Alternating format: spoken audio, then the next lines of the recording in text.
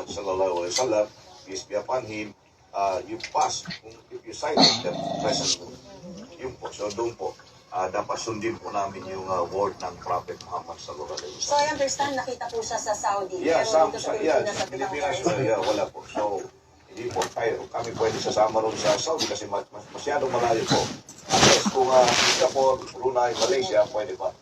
Alright. Yung Ramadan po, ikasyam na buwan ng Yes, Islamic yes. calendar. Yung Eid al-Fitr naman po, ikasampung buwan. Ano Yes, pa so yung one Thursday ginagawa and naman? so Yabang naman yan. At ano ginagawa sa unang araw? Talaga naman nakasit pretty. 5 days yung Eid al-Fitr celebration. Mm. Well, as usual, yung Sit pretty. Ay, pretty yan. some activities for the Tara. Tara. ikakasaya.